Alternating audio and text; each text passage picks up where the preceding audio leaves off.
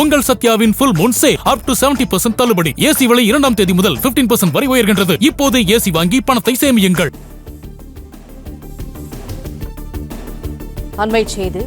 தேர்தல் நடத்தை விதிமீறல் உட்பட 5 பிரிவுகளின் கீழ் தாவேக தலைவர் சி ஜோசப் விஜய் மீது வழக்கு பதிவு செய்யப்பட்டிருக்கிறது. சென்னை பெரம்பூர் தொகுதியில் போட்டியிடும் சி ஜோசப் விஜய் நேற்று வேட்புமனு தாக்கல் செய்து பிரச்சாரம் மேற்கொண்டார்.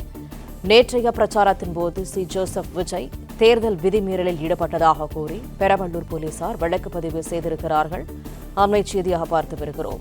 தேர்தல் நடத்தை விதிமீறல் உட்பட 5 பிரிவுகளின் கீழ் தாவேக தலைவர் சி ஜோசப் விஜய் மீது வழக்கு பதிவு செய்யப்பட்டிருக்கிறது.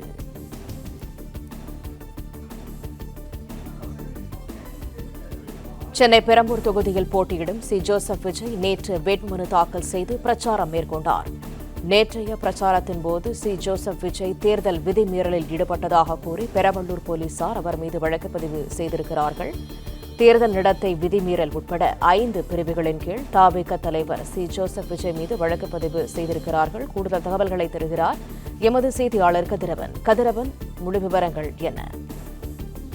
நடிகரும் தமிழக வெற்றி கழக தலைவருമായ விஜய் நேற்று சென்னையில தனது முதல் பரப்புரையை தொடங்கினார். நேற்று பெரம்பூர் பகுதியில பரப்புரையை தொடங்கிய அவர் பின்னர் கொளத்தூர் பகுதிக்கு வந்தடைந்தார்.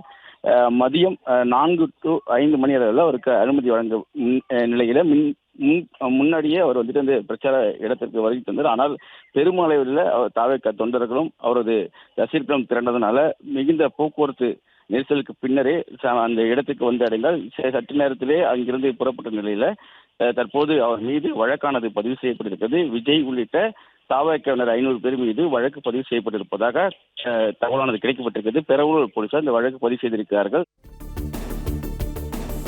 உங்கள் சத்யாவின் full moon sale up to 70% தள்ளுபடி. ஏசி விலை 2ஆம் தேதி முதல் 15% வரை உயர்கின்றது. இப்போது ஏசி வாங்கி பணத்தை சேமியுங்கள்.